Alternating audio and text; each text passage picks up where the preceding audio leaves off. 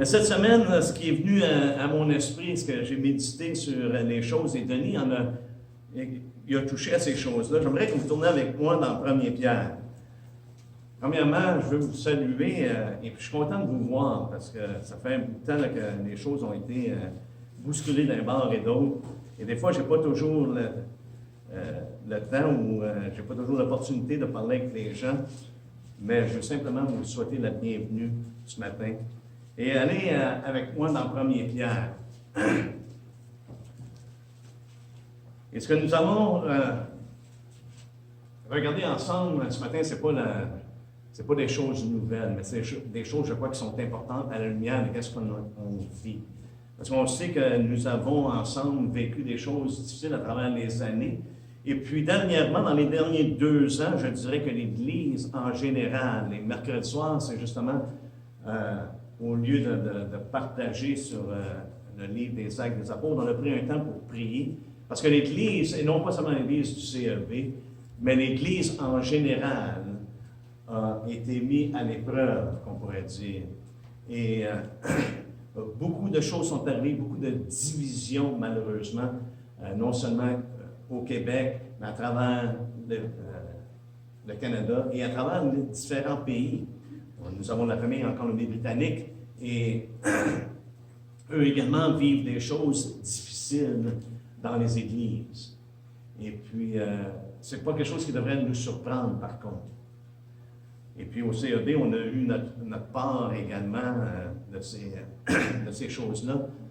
Et on est attristé par le départ de différentes personnes. On est vivement touché à cause de ça. Et même troublé. Et ça amène des peines et des souffrances, n'est-ce pas? Mais c'est qu'est-ce qu'on fait avec ce qu'on vit. C'est ça qui est important. Il faut prendre le temps de vivre ces douleurs-là, vivre ces deuils-là, vivre ces difficultés-là. Mais je partageais mercredi soir justement comment est-ce que David a vécu ces choses-là. Il dit, quand je suis dans la crainte, c'est pas qu'il n'y avait pas de crainte, mais il dit, quand je suis dans cet endroit-là, où je fais face à des choses qui m'épeurent, des choses qui me rendent nerveux ou nerveuse, il dit, en toi, je me confie. Frères et sœurs, ce matin, c'est ce que nous avons besoin de faire, non seulement ce matin, mais de jour en jour, nous avons besoin de mettre en lui notre confiance. Et lorsque David a fait ça, immédiatement il dit, je ne crains rien. Là, c'est intéressant, vous pouvez lire le psaume 56, très bon psaume, justement, lorsqu'on vit des temps difficiles, des temps lorsqu'on fait face à des craintes. Nous sommes des êtres normaux, on n'est pas des extraterrestres, on est des gens normaux, c'est-à-dire qu'on vit des choses, puis on les vit, ces choses-là, et la crainte peut faire partie de ça, mais l'amour bannit la crainte. Et notre relation avec le Seigneur fait en sorte que même si ces choses-là viennent, on n'a pas besoin de rester, de baigner dans la crainte, mais plutôt de mettre notre confiance en lui. Vous êtes avec moi dans 1er Pierre? 1er Pierre au chapitre 4.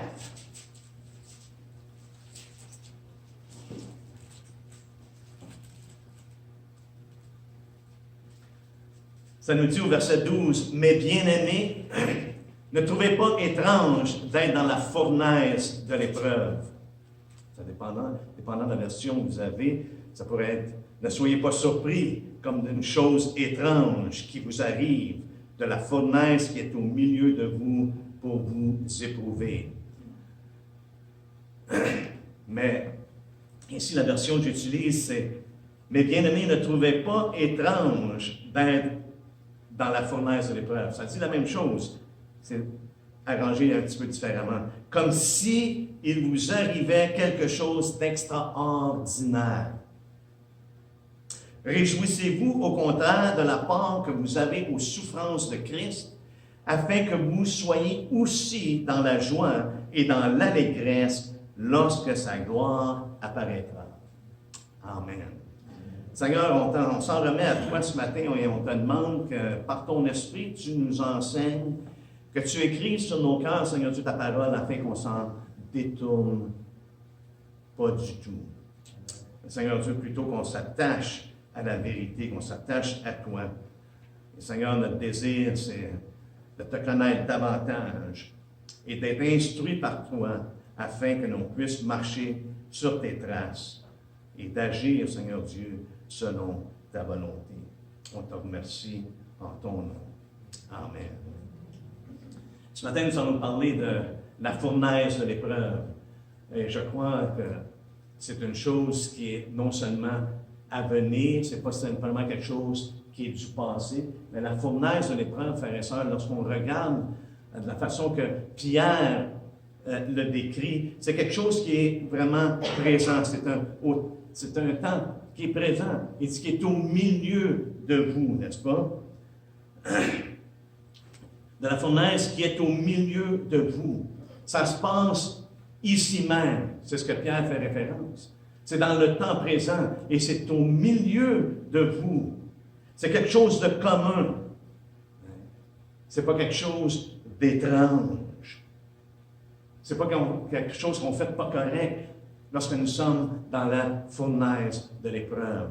Et ici, Pierre rend cette chose-là vraiment claire. C'est présent, c'est au milieu de vous. C'est ce qui se passe en ce moment. Et nous sommes en ce moment dans la fournaise de l'épreuve, parce qu'il se passe beaucoup de choses. Et on est en train de témoigner comment est-ce que notre monde est en train de changer. Spécialement nous, dans les pays occidentaux, où on est habitué à avoir une certaine liberté, qu'on pourrait dire, n'est-ce pas? Et on voit ces choses-là qui sont en train d'être retranchées sous une manière fausse. Une bannière que ça va être mieux que qu'est-ce que c'était. Mais en fin de compte, on est en train d'enlever ces libertés-là que nous avions. Et puis, je ne suis pas en train de faire la promotion de la liberté civile, frères et sœurs, mais une liberté même que nous avions d'adorer Dieu. Il y a des limites qui sont en train d'être établies, que les gouvernements veulent établir. Et qu'est-ce que Denis a partagé à propos du alors? Alors, ces choses-là vont arriver. On est en train de témoigner des alors en ce moment dans notre pays que jamais on n'aurait pensé qu'il allait arriver. Lorsque nos gouvernements implantent des mesures de guerre pour des choses qui sont complètement paisibles, tu te dis, où c'est qu'on s'en va? Alors, il vient de se passer quelque chose. Il y a eu un détournement de ce que nous prononcions dans le passé, de ce que nous vivions, et maintenant, il y a un détournement qui est en train de se produire. On est en train de témoigner ces choses-là. Et j'ai remarqué une chose que souvent, pour être en mesure d'accomplir ce qu'une personne veut accomplir, tu as simplement besoin de changer certains termes. Tu as besoin d'emmener les gens à penser que c'est des personnes qui sont des terroristes, ou des personnes qui sont là pour faire le mal. Et frères et sœurs, ça va s'en venir de plus en plus ciblé. Lorsqu'on voit ce qui se passe en ce moment, et puis comment au Canada, il y a des gens qui se font arrêter illégalement. Il y a des actes de violence qui sont faits non pas par les gens, mais par la police elle-même. Tu te dis, wow! Il y a quelque chose qui est en train de se passer. Il y a un changement catégorique qui est en train de se produire en avant de nous autres. Et c'est là qu'on a besoin, je crois, d'être sur nos gardes et de veiller et de prier. Et de vraiment de mettre ces choses-là devant le Seigneur. Mais cette fournaise-là, c'est pour vous éprouver. Juste auparavant, au premier chapitre de 1 Pierre, justement, il parle de la nécessité d'être éprouvé pour notre foi. Notre foi a besoin d'être mise au feu. Ces épreuves-là que Dieu permet, dans lesquelles il nous place, c'est justement pour que notre foi soit complètement en lui, et non pas justement dans le gouvernement, ou non pas dans les hommes, mais qu'elle soit en lui. En ce moment, ce qui se passe, frères et sœurs, ce n'est pas par des moyens naturels, des moyens d'hommes qui vont faire en sorte que les choses changent. En ce moment, ce qui est en train d'arriver, c'est l'accomplissement de la parole de Dieu qui est en train de s'accomplir. Dieu a déclaré, il a dévoilé, il a mis au clair que ces choses-là étaient pour se produire. Et on est en train de les voir. Et c'est absolument normal. C'est commun d'être dans cette place-là parce que Dieu est en train de raffiner notre foi. Et à travers ça, il y a des gens qui, malheureusement, délaissent. Il y a des gens qui, on peut le dire, peut-être même sont exposés. Est-ce que leur confiance est vraiment en Dieu? Est-ce qu'on fait comme David? Lorsqu'il y a des choses qui font en sorte qu'on pourrait craindre, est-ce qu'on met en lui notre confiance? Mais c'est ici pour nous éprouver, frères et sœurs. On ne devrait pas penser qu'en ce moment, c'est juste nous autres qui vivons ça. Ces choses-là sont vécues dans tous les pays occidentaux. En Australie, en France, différents pays de ce monde sont en train d'expérimenter des gouvernements qui commencent à prendre le dessus, par supposition que c'est mieux pour le peuple.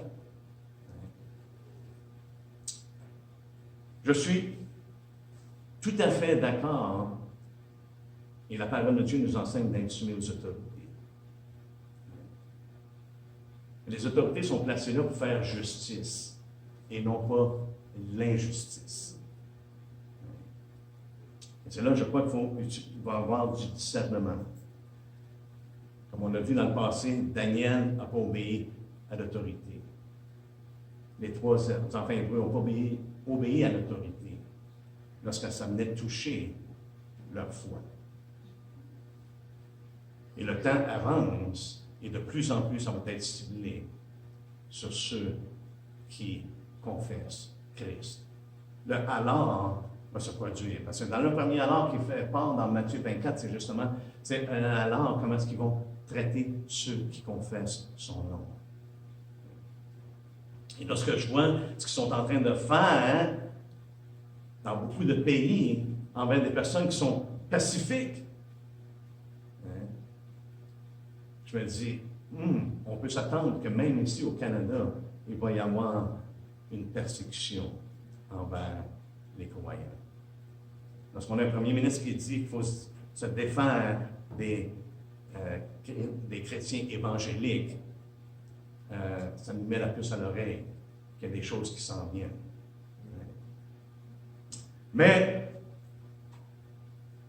Pierre nous dit au chapitre 5, justement, il dit, faites-vous-en pas, vous savez que les mêmes souffrances sont imposées à vos frères dans le monde. Oui, remarquez qu'il dit, sont imposées. Les mêmes souffrances sont imposées. Jésus nous l'a dit, il dit, vous aurez des tribulations dans le monde. C'est quelque chose qui est certain. C'est quelque chose qui est certain que nous allons avoir des tribulations. Mais regardez ce qu'il dit au verset 13. Réjouissez-vous au contraire de la part que vous avez aux souffrances de Christ. Et ça, c'est ce qui a emmené mon attention, c'est ce que je veux partager ce matin. Que d'être dans la fournaise de l'épreuve, c'est de faire part aux souffrances de Christ. C'est de faire part aux souffrances de Christ. Christ a passé dans la fournaise. Il a été dans la fournaise. Et pour ceux qui pensent qu'on peut vivre sans souffrance ou qui essaient d'éviter la souffrance, n'ont pas la pensée de Christ.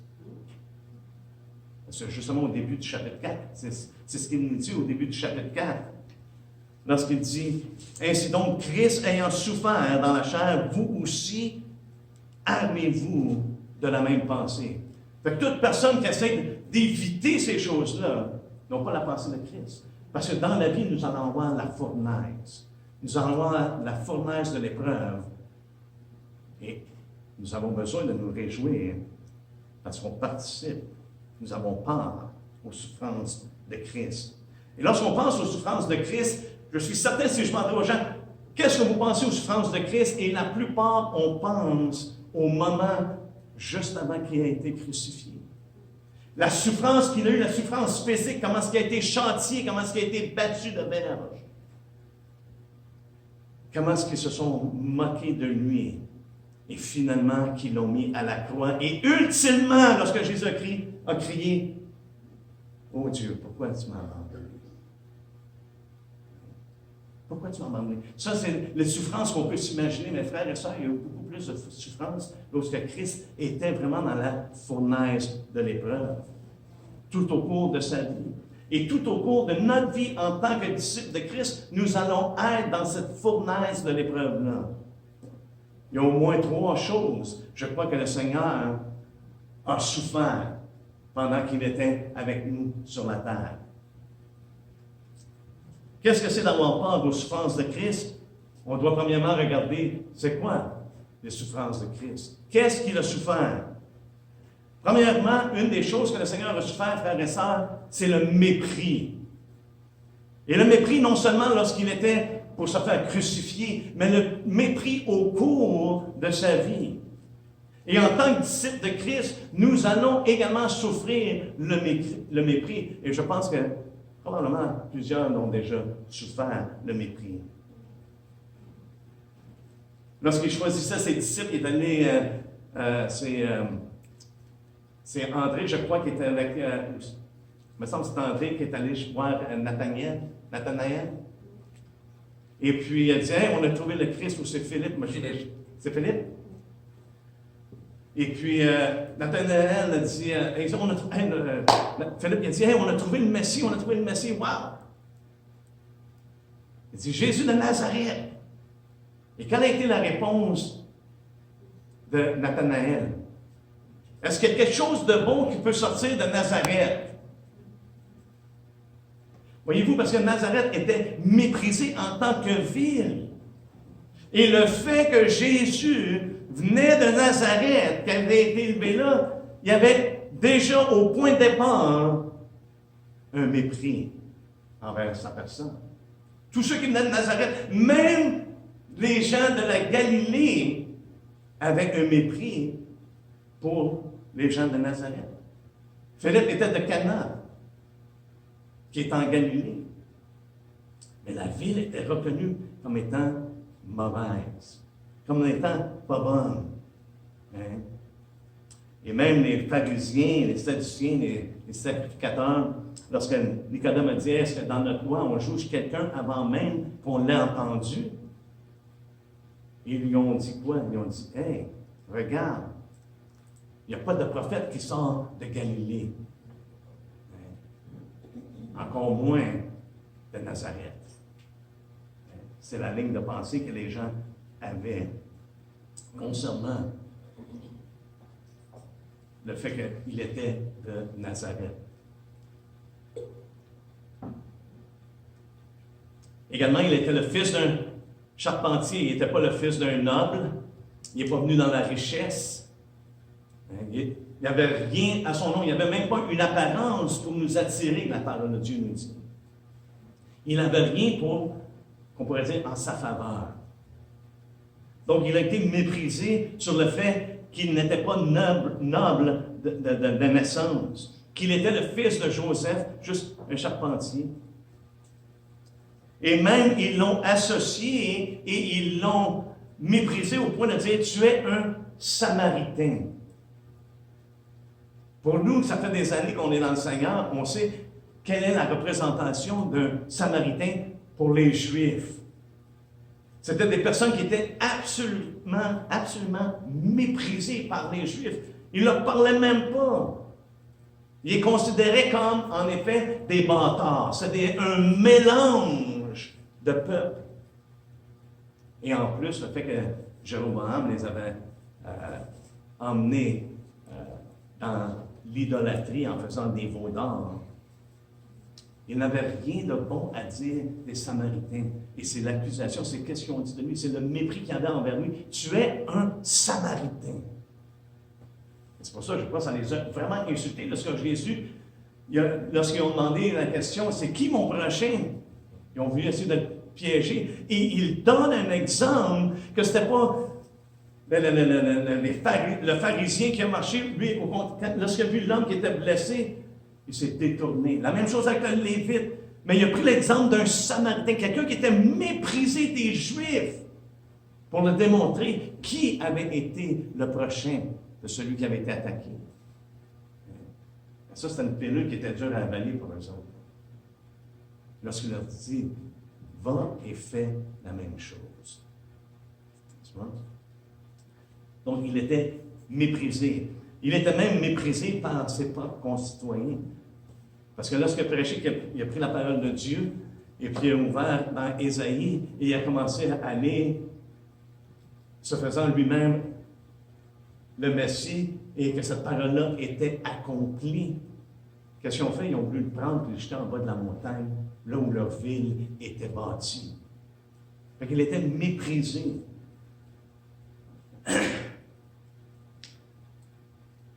Jésus l'a dit lui-même à plusieurs reprises, pratiquement dans tous les évangiles, il mentionne qu'un prophète, c'est dans sa patrie et dans sa maison que le problème est, n'est-ce pas? Allez avec moi dans Marc.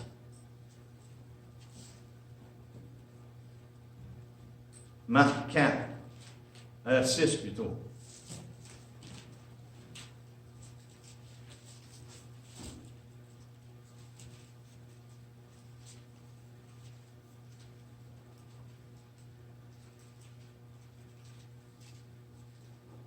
Au verset 4, ça nous dit, mais Jésus leur dit, au verset 3, ça disait qu'il était pour eux une occasion de chute, les gens de Nazareth. Et ça nous dit au verset 4, mais Jésus leur dit, un prophète n'est méprisé que dans sa patrie, parmi ses parents et dans sa maison. Frères et sœurs, en tant que chrétiens, en tant que disciples de Christ, dans un sens, dans ce monde, nous sommes prophètes. Parce qu'un prophète était reconnu comme parlant de la part de Dieu. Lorsque Jésus dit « Allez et faites des disciples de toutes les nations » ou « Prêchez aux nations », autrement dit, c'est de déclarer, de dévoiler la parole de Dieu. Et combien d'entre nous avons vécu dans notre petit clin-clin, dans notre petit coin, parfois du mépris, ou même parmi nos parents, encore aujourd'hui, même après 40 ans. Dans ma famille, c'est pas bien perçu. Et dans nos maisons, il y a du mépris. Dans Luc 4, 24, ça nous dit que, justement, le prophète n'est pas bien reçu dans sa patrie, où il n'est pas honoré, comme dans Jean 4. Donc, c'est le mépris, c'est d'être pas reçu et ne pas être, comme on pourrait dire, honoré. Les gens l'ont méprisé, pourquoi? Parce qu'il n'y avait pas une formation, une éducation formelle, on pourrait dire. Les gens ont dit, où c'est qu'il a étudié? On ne connaît pas, ce gars-là. On ne sait pas d'où c'est qu'il vient, dans Jean 7, 15. Et les gens ont méprisé son enseignement. Allez dans Jean 6.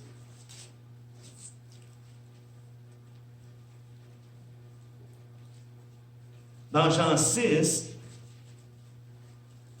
ça nous dit au verset 45, « Il est écrit dans les prophètes, ils seront tous enseignés de Dieu.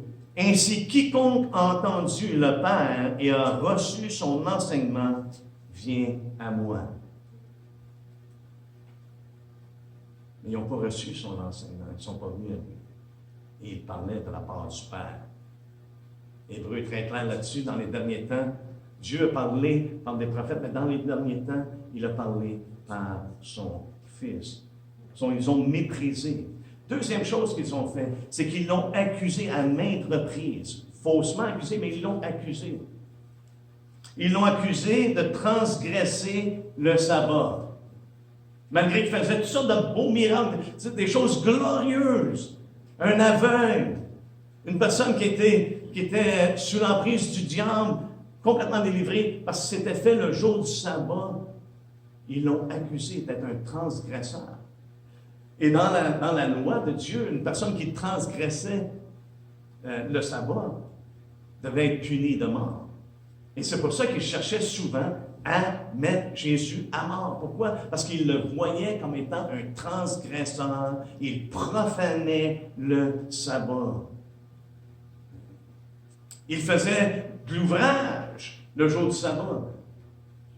Lorsqu'on regarde dans Exode, Le Seigneur a dit à Moïse, ceux qui vont faire de l'ouvrage le jour du sabbat seront punis de mort. Fait que les gens se basaient sur la parole de Dieu pour vouloir condamner Jésus parce qu'ils le trouvaient coupable et condamnable. Qu'est-ce qu'il faisait? Mais Jésus leur montrait vraiment quelle était l'implication du sabbat de ne pas faire d'ouvrage. De faire du bien, ce n'était pas faire de l'ouvrage. De guérir quelqu'un, ce n'était pas de profaner le sabbat.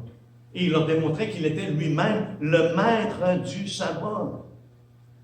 Les Juifs l'ont poursuivi parce qu'il faisait ces choses-là le jour du sabbat. Dans Luc 13, après qu'il ait guéri une personne,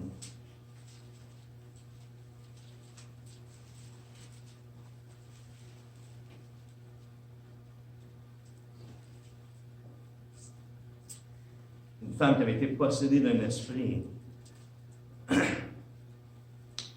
Ça dit au verset 13, « Et il lui imposa les mains à cette femme-là. À l'instant, elle se redressa et glorifia Dieu. Mais le chef de la synagogue, indigné de ce que Jésus avait opéré cette guérison un jour de sabbat, dit à la foule, « Il y a 6 jours pour travailler. Venez donc vous faire guérir ces jours-là et non pas le jour du sabbat. » Donc, il est accusé, encore une fois, même les gens ont été indignés envers lui parce qu'ils pensaient qu'il transgressait le sabbat. Et à maintes reprises, dans Luc 6, ça nous parle qu'il cherchait une occasion de l'accuser. Au verset 6, ça nous dit, « Il arriva un autre jour de sabbat que Jésus entra dans la synagogue et qu'il enseignait. Il s'y trouvait un homme dont la main droite était sèche. Les scribes et les pharisiens observaient Jésus pour voir s'il ferait une guérison le jour du sabbat. C'était afin d'avoir sujet de l'accuser. » Il cherchait à l'accuser. Pourquoi? Parce qu'il le voyait comme un transgresseur. Un transgresseur du sabbat, un transgresseur de la loi. Et ça allait leur donner une occasion de pouvoir le mettre à mort à leurs yeux. Et c'est là le danger de comprendre la parole de Dieu seulement en partie. Et l'ennemi est champion pour justement prendre la parole de Dieu et en donner seulement qu'une partie afin que les gens courent dans une direction qui est à l'encontre de Dieu.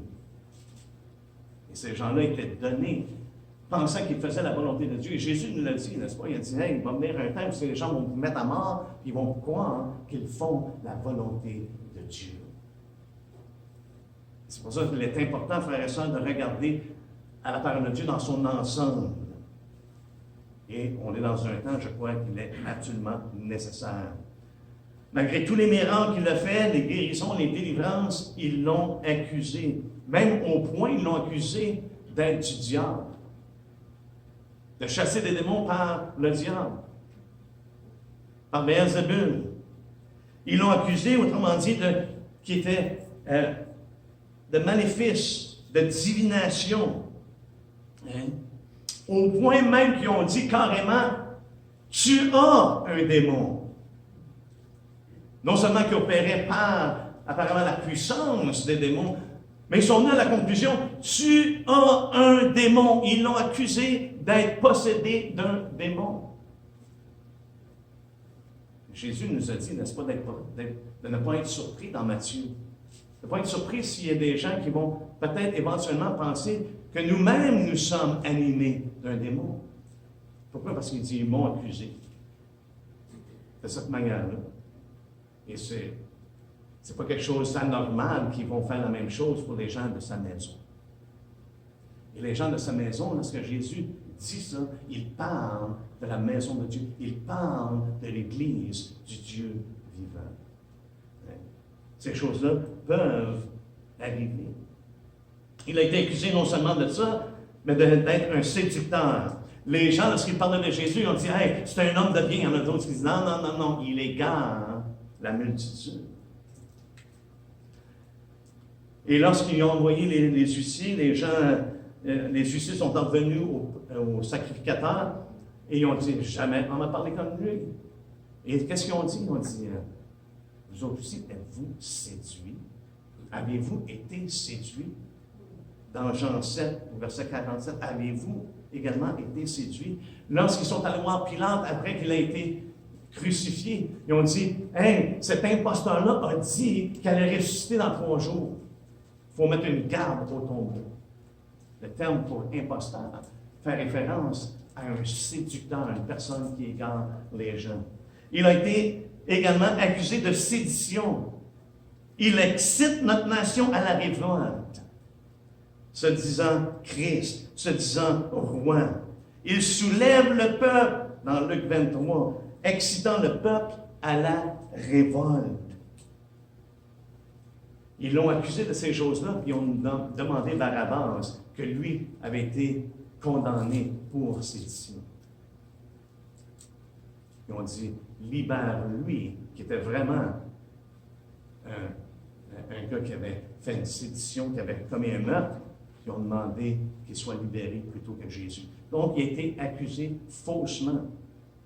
Il a été rejeté comme étant un malfaiteur. Si ce n'était pas un malfaiteur qui ont dit à Pilate, nous ne te l'aurons pas livré. On a déjà mentionné comme imposteur. Également, il a été rejeté étant haï sans cause.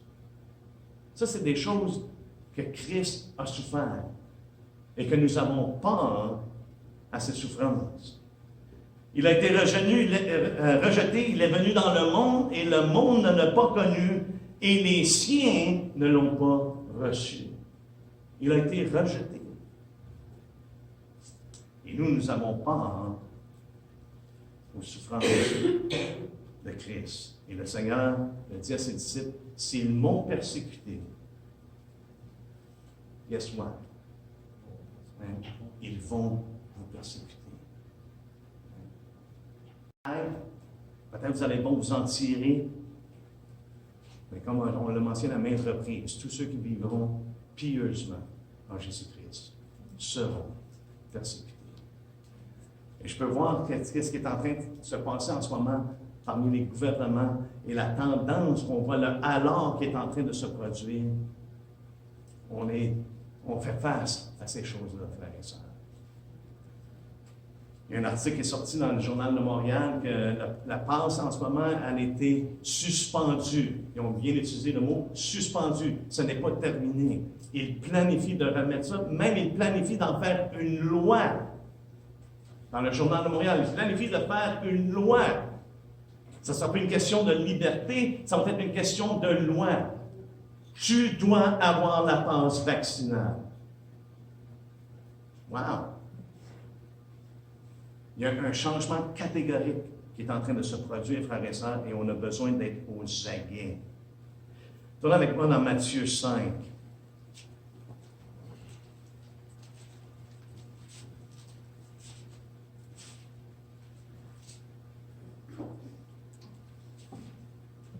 Et je m'aperçois que les choses que le Seigneur a mentionnées, il y a bien dans bien des pays, il y a des gens qui vivent ça, ça fait des siècles que c'est comme ça. Mais jamais on aurait pensé peut-être que dans les pays occidentaux, que ça pourrait aller à ce point-là. Mais on voit qu'en ce moment, que les hommes forcent les choses pour aller selon un agenda draconien. On sait dans Apocalypse 13, n'est-ce pas, que la bête qui va s'élever, c'est cet empire-là, ces forces politiques-là qui vont s'élever. D'où prennent-ils leur puissance? Cette bête-là, elle a reçu de la part du dragon sa puissance, son autorité. Et c'est ce qui est en train de prendre place de plus en plus. On sait que c'est en train de s'élever. Regardez dans Matthieu 11, Jésus nous dit au verset, dans Matthieu 5, excusez, au verset 11, ça dit « Heureux serez-vous lorsqu'on vous outragera, lorsqu'on vous persécutera, et qu'on dira faussement de vous toutes sortes de mal à cause de moi. » Ça va arriver à cause de quoi? Non pas parce qu'on marche croche, non pas parce qu'on n'est pas intègre, non pas parce qu'on fait le mal, ça va arriver parce qu'on est associé et identifié à Jésus-Christ. C'est ce qui va venir. Et c'est pour ça que ça me met la puce à l'oreille lorsque tu entends ton premier ministre qui dit c'est les chrétiens évangéliques qu'il faut se débarrasser.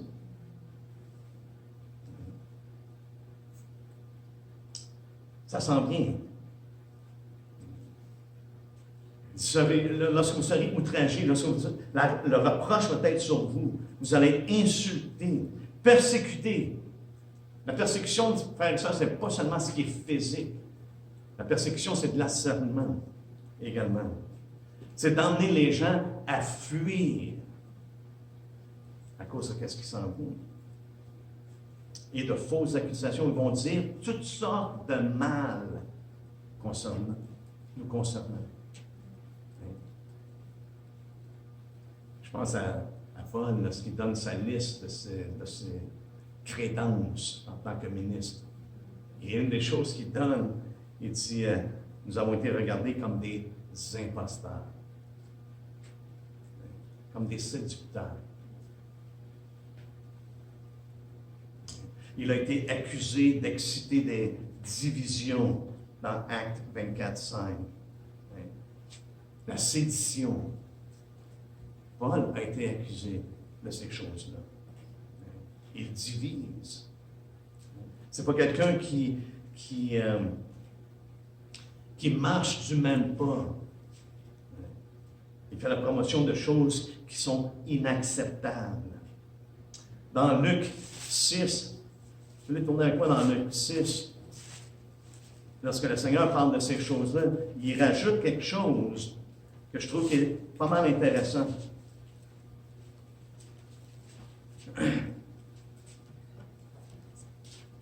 Au verset 22, ça nous dit « Heureux serez-vous lorsque les hommes vous haïront. Lorsqu'on vous chassera, vous outragera et qu'on rejettera votre nom comme infâme à cause du Fils de l'homme. » Votre nom va devenir comme de la pourriture et à cause du Fils de l'homme. Accusés d'être des semeurs de discorde ou se plaisant dans le préjudice, faisant le mal aux autres, catégorisés comme des gens dangereux, des gens qui sont des destructeurs plutôt que des bâtisseurs. Pourquoi? Parce que ça va à l'encontre. On marche à contre-courant de la pensée de ce monde. On ne fait pas partie de ceux qui bâtissent, qu'on pourrait dire, la tour de Babel. Et c'est ce qu'on va être regardé comme étant des gens infâmes, qui font le mal, qui sont dangereux. Haïs. Mais il dit, réjouissez-vous, vous allez être heureux, vous allez être bénis lorsque les hommes vous haïront.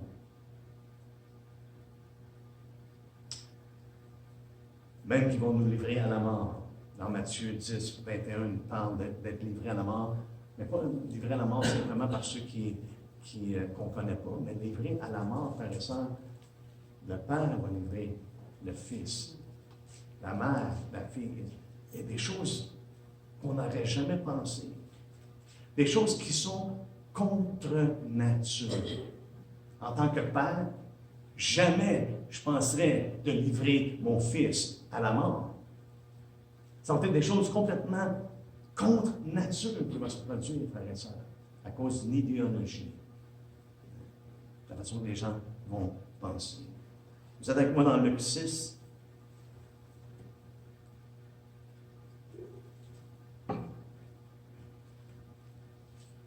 Dans Luc 6, à partir du verset 20, on voit vraiment ici une comparaison de qu'est-ce que Jésus estime. Qu'est-ce qu'il estime qu'est la bénédiction et le malheur. On va juste passer à travers de ces versets-là.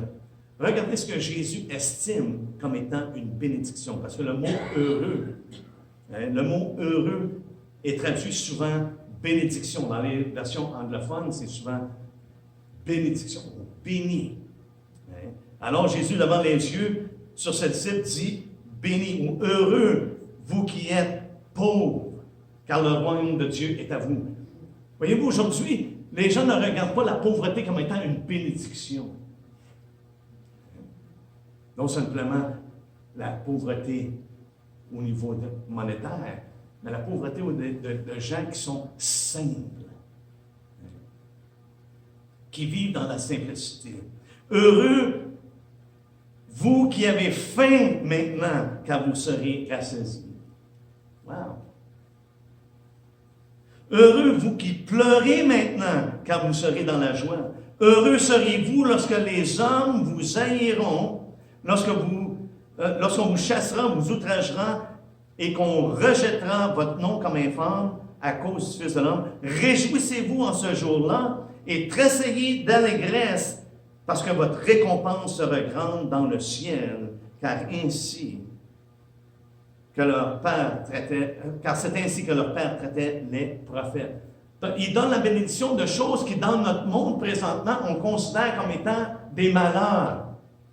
Chaque chose qu'il mentionne là, ça serait mère, pauvre personne qui vivent ces choses-là. Parce que ce n'est pas les choses que le monde recherche. Mais regardez ce qu'il dit, ce qui est un malheur aux yeux du Seigneur, aux yeux de Dieu. Mais malheur à vous, riches. Le monde vive pour les richesses. Et Jésus dit, c'est un malheur. Pourquoi? Parce qu'il est pratiquement impossible pour le riche d'entrer dans le royaume de Dieu, n'est-ce pas? C'est impossible aux hommes, mais tout est possible à Dieu. Il dit, malheur à vous riches, car vous avez votre consolation. Malheur à vous qui êtes rassasiés, car vous aurez faim. Malheur à vous qui riez maintenant, car vous serez dans le deuil et dans les larmes. Malheur lorsque tous les hommes diront du bien de vous, car c'est ainsi qu'agissait le Père à l'égard des faux prophètes. On voit qu'il y a une distinction entre ce que Jésus prononce comme étant une bénédiction versus ce qui est un malheur ou une malédiction. Il y a toute une différence. Et tout ça en raison de son nom. À cause de son nom, les gens vont oppresser ceux qui ont la foi en lui. Pourquoi? Parce que la croix, frères et sœurs, fait toute la différence. Lorsque Jésus nous dit de renoncer à nous-mêmes, de prendre notre croix et de le suivre, c'est exactement ce qu'il dit. C'est de s'identifier avec lui, de marcher avec lui. Pourquoi? Parce que la croix est une preuve certaine, de culpabilité. Les hommes sont coupables devant Dieu. C'est pour ça que Dieu a condamné le péché et qu'il a donné son Fils pour nous justifier de nos péchés. Et pour nous justifier, pour ôter les péchés et nous libérer du jugement à venir. Parce que c'est certain que le jugement s'en vient. Il va y avoir un jour où ce que les hommes vont à rendre compte à Dieu. Mais également, la croix est la plus grande preuve de l'amour de Dieu envers les hommes. Mais malheureusement, la vaste majorité rejette l'offre de Dieu. Et c'est pour ça qu'ils s'en prennent à ceux, et qui vont s'en prendre à ceux qui portent son nom. En 1 Pierre 4, comme on a commencé, Paul fait référence que cette fournaise-là également, au verset 17, parlant du jugement, parlant de ces choses-là, mais dit, le jugement va commencer dans la maison de Dieu. Dieu fait un ménage dans son Église. Le jugement va commencer par la maison de Dieu, l'Église du Dieu vivant. Et les frères et sœurs, c'est une chose qu'on doit réaliser que tous, Paul en a parlé à maintes reprises, nous allons tous comparaître devant le tribunal de Christ. Et après ça, il nous dit, nous comparaîtrons tous devant le tribunal de Dieu. Donc on a des comptes à rendre, n'est-ce pas? Il n'y a pas de condamnation pour ceux qui sont en Christ Jésus, mais nous allons avoir à rendre compte. Frères et sœurs, on doit vivre pour Christ. Comme Denis l'a mentionné, c'est plus Christ c'est plus moi qui vis, mais c'est Christ qui vit en moi. Et dans 1 Pierre, je crois que ce qui est important, frères et sœurs, c'est de reconnaître les choses qui sont vraiment importantes. Ce n'est pas la misère qu'on peut vivre, ce n'est pas les difficultés qu'on peut vivre. Ce qui est important, c'est de réaliser à quel temps nous sommes. Et Pierre nous dit, la fin de toute chose est proche. Et le alors est sur le bord, si on n'est pas déjà dans le alors, comme je l'ai mentionné. La fin de toute chose est proche au verset 7. Soyez donc sages et sobres pour vaquer à la prière. C'est une des raisons pour laquelle nous désirons prier.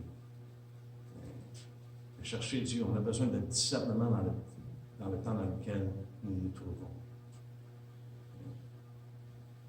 Parce que les choses ne s'en iront pas vers le mieux, surtout pour ceux qui professent la foi en Christ. Mais la chose qui est importante, et dont Paul ici, Pierre ici ne manque pas de mentionner, malgré que la fin de toute chose est proche, on doit être sobre, on doit vaquer à la prière. Il nous dit, avant tout, ayez les uns pour les autres un ardent amour, car l'amour couvre une multitude de péchés. On a besoin d'être ardent dans notre amour. Et n'est-ce pas ce que le Seigneur nous dit, que le plus grand des témoignages que nous avons, le témoignage le plus efficace, qu'on pourrait dire, envers ceux du dehors, envers ceux qui nous entourent dans notre famille, c'est l'amour que nous avons les uns pour les autres. Pourquoi? Parce qu'il nous dit, c'est par ceci que tous connaîtront que vous êtes mes disciples. Ceux qui appartiennent à Christ, ceux qui marchent avec Christ, ceux qui aiment Christ, vont garder le commandement qu'il a donné. Aimez-vous les uns les autres comme je vous ai aimé. Et je vous garantis, ce n'est pas une chose facile. C'est une chose qui est faite parce que l'Esprit de Dieu est en nous. On peut aimer comme lui. Je méditais sur la parole que Jésus a dit justement dans Luc 6, parce qu'il dit « Aimez vos ennemis ». Est-ce qu'il y en a qui sont comme moi, des fois, c'est troublant ou c'est difficile d'aimer nos ennemis? C'est difficile d'aimer nos ennemis. Faites du bien à ceux qui vous haïssent. Comme j'ai mentionné, ce n'est pas naturel d'aimer ses ennemis et de faire du bien à ceux qui nous haïssent.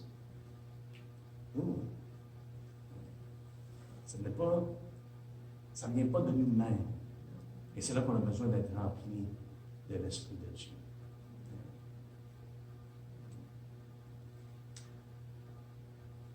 De bénir